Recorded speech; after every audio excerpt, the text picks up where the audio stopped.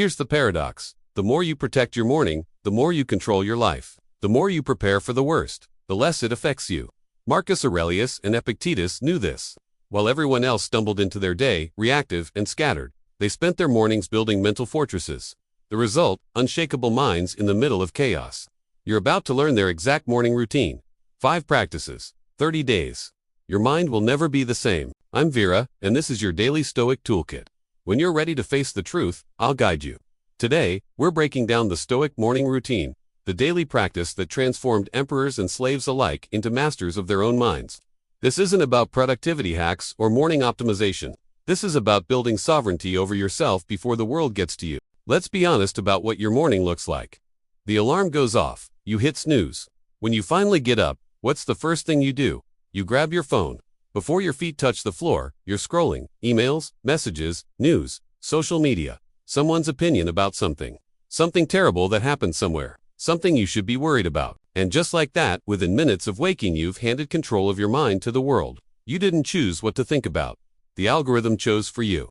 You didn't decide your emotional state. Whatever you saw on that screen decided it. You're reactive before you're even conscious. You've lost before the day began. Then comes the rush. Shower, coffee, maybe breakfast if you're lucky. The whole time, your mind is racing. What's on the calendar today? What deadline are you facing? What difficult conversation do you need to have? What problem are you avoiding? You're anxious before anything bad has even happened. You're stressed about things that haven't occurred yet and might never occur. Your mind is everywhere except where you are. By the time you actually start your day, whatever that means for you, whether it's work or parenting or both, you're already exhausted. You're already scattered. You're already operating from a place of reaction rather than intention. And the day owns you. Every notification is a command. Every demand gets your immediate attention. Every emotion that arises controls you. You're a puppet, and the world is pulling the strings. This is how most people live their entire lives. They never own a single day because they never owned their morning. They never built a foundation of clarity and strength. They just got swept up in the current and hoped for the best.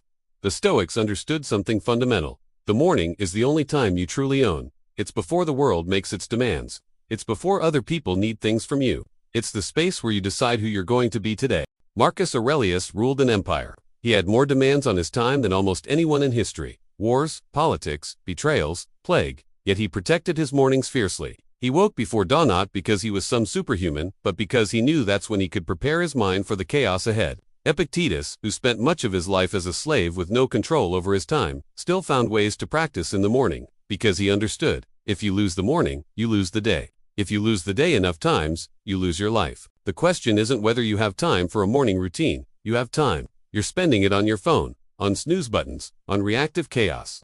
The question is, do you want to keep surrendering your mind first thing every morning? Or do you want to build something unshakable? The Stoics chose the latter, and they built a specific routine to do it. So what did the Stoics actually do? Let me break down the 5 core practices. These aren't complicated, they don't require apps or equipment. They just require commitment. And they work. Here they are.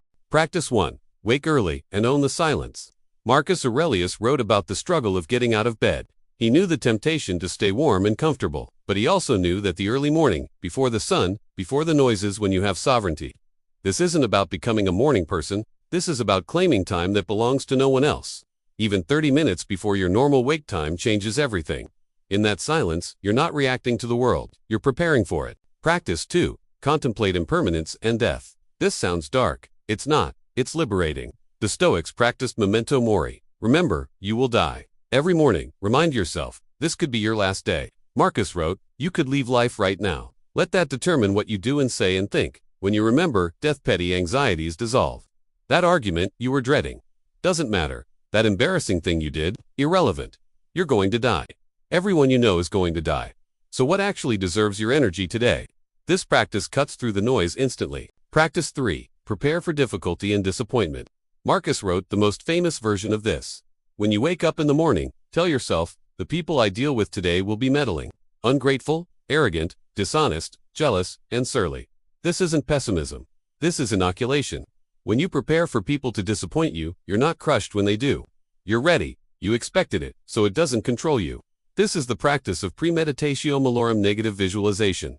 Imagine things going wrong. Then when they don't, you're grateful. And when they do, you're prepared. Practice 4. Focus on what you control. Epictetus built his entire philosophy on this. Every morning, remind yourself, some things are up to me, and some things are not up to me. What's up to you? Your thoughts, your choices, your character, your effort. What's not up to you? Almost everything else. Other people, outcomes, the past, the future. Spend your mental energy on what you control. Let go of the rest. This isn't resignation, it's clarity. It's focusing your power where it actually exists instead of wasting it where it doesn't. Practice 5. Set your intention. The Stoics didn't just prepare defensively, they chose proactively. Marcus would write down his intentions. Today, I will be patient. Today, I will be just. Today, I will be courageous. Not as wishes, as commitments. As reminders of who he wanted to be. This is different from goals or to-do lists. This is identity work. You're deciding what kind of person you'll be today, regardless of what happens. That decision made in the quiet morning becomes your anchor when chaos arrives. These 5 practices take 20 to 30 minutes total. That's it, not hours, not some elaborate ritual, just 5 focused practices that build mental strength before the day tests you. And if you do them consistently for 30 days, you will notice a fundamental shift, not in your circumstances, in how you respond to your circumstances. And that's where all your power lives. Okay, philosophy is great, but let's get practical.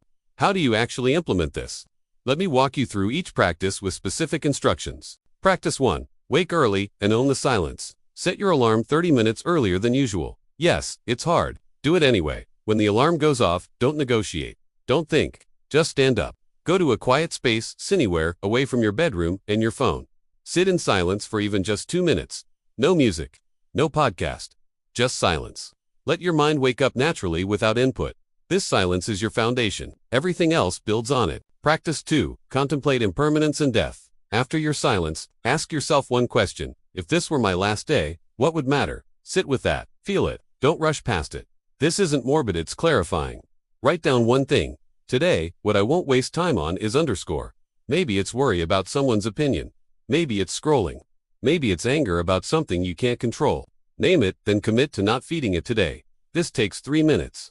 It resets your priorities instantly. Practice 3. Prepare for difficulty and disappointment. Write or say out loud. Today, people will disappoint me. Things will go wrong. I will be frustrated. Then add, and I will respond with wisdom, not reaction. Be specific if you know what's coming. Got a difficult meeting. Prepare for it to go badly. Got a tense family situation. Prepare for conflict. This removes the shock factor. Disappointment only hurts when you weren't expecting it. When you've prepared, it's just another thing to handle calmly. This takes 2 minutes. Practice 4. Focus on what you control. Draw 2 columns on paper or in your mind. Left column, things I control today. Right column, things I don't control today. Fill them out. Left might include my attitude, my effort, my kindness, my choices. Right might include traffic, other people's moods, the weather, outcomes of my efforts. Look at that right column. Now let it go. You're not ignoring those things. You're just not making your peace dependent on them. This takes 5 minutes. It's the most important 5 minutes of your day. Practice 5. Set your intention. Complete this sentence. Today, no matter what happens, I will be underscore, patient, honest, courageous, kind, present. Pick 1 or 2 qualities. Not tasks, not goals, qualities of character. Then ask, what would that version of me do in difficult moments today? Visualize it briefly. See yourself responding with that quality when tested. This is mental rehearsal. Athletes do it, soldiers do it. You should too. This takes 3 minutes. Total time, 15 to 20 minutes. That's less time than most people spend scrolling their phone before getting out of bed. And the return on investment, immeasurable. You're building a mind that can't be shaken. You're choosing your state rather than inheriting it from your circumstances. Now, let's talk about obstacles. I'm not a morning person, neither was Marcus Aurelius. He wrote about struggling to get up. Do it anyway. I have kids who wake me up. Wake up before them. I'm too tired. Go to bed earlier. Protect your sleep like you protect this routine. I don't have space. Find a corner, a bathroom, a car, anywhere quiet for 15 minutes. What if I miss a day? Start again the next day. Don't add shame to the miss. Just begin again. The first week will be hard. Your body will resist. Your mind will offer excuses. Do it anyway. By week 2, it gets easier. By week 3, you'll notice the difference. You'll catch yourself responding differently to stress. You'll feel less reactive, more grounded. By day 30, it won't feel like discipline anymore. It'll feel necessary, like brushing your teeth.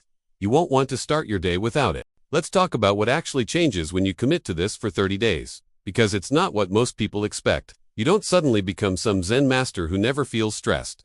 You don't eliminate all problems from your life. What changes is fundamental. You stop being a passenger in your own life and become the driver. Week 1. you'll notice you're less reactive. Someone cuts you off in traffic, and instead of rage, there's a pause. You thought about this in your morning practice. You prepared for people to be difficult, so when they are, it doesn't catch you off guard. You respond instead of react. That pause, that space between trigger and response, starts to widen. That's where your power lives. Week 2, you'll start making different choices, because every morning, you're setting your intention. You decided who you want to be today. So when the moment comes when someone disrespects you, when you're tempted to scroll for hours, when you want to avoid a hard conversation, you remember your morning decision. You chose courage, you chose presence, you chose integrity. And that choice, made in calm clarity, overrides the impulse made in reactive chaos. Week 3, your mind becomes quieter. All that noise, the constant mental chatter, the worry, the rehashing of yesterday, and anxiety about tomorrow, it starts to settle. Not because you're suppressing it, but because every morning, you're practicing letting go of what you don't control. You're focusing on the present. You're remembering death, which makes petty concerns feel appropriately small. Your mind learns, most of this noise isn't necessary. And gradually, it quiets. Week 4, you feel sovereign. This is the deepest change. You realize that no matter what happens during the day, you have a foundation that can't be shaken. Someone can insult you, you're still grounded. Plans can fall apart, you're still centered. The world can be chaotic, you're still calm. Not because you're detached or don't care, but because you built something every morning that the world can't touch. That's the inner citadel Marcus Aurelius talked about. You've built it. Now, let's address some deeper questions. Doesn't this routine make you rigid? No, it makes you flexible, because you're not rigidly attached to outcomes or other people's behavior. You've prepared for difficulty, so you bend instead of break. Doesn't thinking about death every morning make you sad? No, it makes you alive.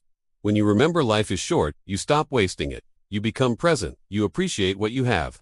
You act on what matters. What about spontaneity? What about going with the flow? This routine doesn't kill spontaneity, it enables it. Because when you're not scattered and reactive, when you're grounded and clear, you can actually be present to spontaneous moments. You can flow with life because you're not drowning in it. The routine creates the foundation. What you build on it is up to you. Here's what the Stoics understood that most people miss. Freedom doesn't come from having no structure. It comes from having the right structure. When you protect your morning, you liberate your day. When you prepare your mind, you free yourself from being controlled by circumstances.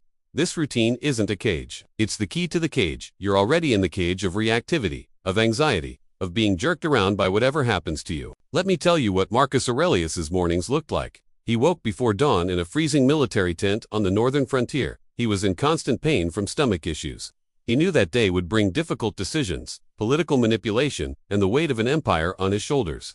But before any of that, he sat in the dark and wrote in his journal. He reminded himself of death. He prepared for people to disappoint him. He focused on what he controlled.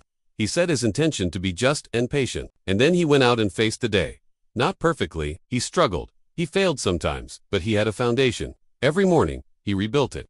That's what made him one of history's greatest leaders and philosophers. Not some special talent. Not perfect circumstances, a daily practice. A morning routine, a commitment to building mental strength before the world tested it. You can do the same. You don't need to rule an empire. You just need to rule yourself. And that starts with protecting your morning. 5 practices. 20 minutes. 30 days. That's the commitment. Here's what I want you to do. Tomorrow morning, not someday. Tomorrow, set your alarm 30 minutes early. When it goes off, stand up immediately. Find a quiet space. Sit in silence for 2 minutes, then work through the 5 practices. It'll feel awkward. Do it anyway. On day 2, do it again. On day 3, when you want to quit, do it again. By day 7, check in with yourself. Are you slightly less reactive? Are you catching yourself before you spiral? If yes, keep going. If you don't notice anything yet, keep going anyway. The changes are happening beneath the surface. By day 30, you won't recognize your old morning chaos. You'll wonder how you ever lived that way. And here's the beautiful part. This isn't just a 30-day experiment. This becomes your life. Because once you experience what it's like to start your day grounded, intentional, and prepared, you won't want to go back to chaos. The routine becomes non-negotiable. Like eating or sleeping. It's just what you do. Because you've learned the truth the Stoics knew. Control your morning. Control your life. Lose your morning. Lose yourself. If you're ready for more wisdom that transforms how you live, subscribe to this channel. We're not here for motivation that fades by noon. We're here for practices that rebuild your mind. Share this with someone who's drowning in morning chaos. And most importantly, start tomorrow. Not Monday. Not next month. Tomorrow. I'm Vera. This is your Daily Stoic Toolkit. When you're ready to face the truth, I'll be here to guide you. Now go, protect your morning, build your fortress, and watch your life transform from the inside out. The Stoics proved it works. For 30 days, prove it to yourself.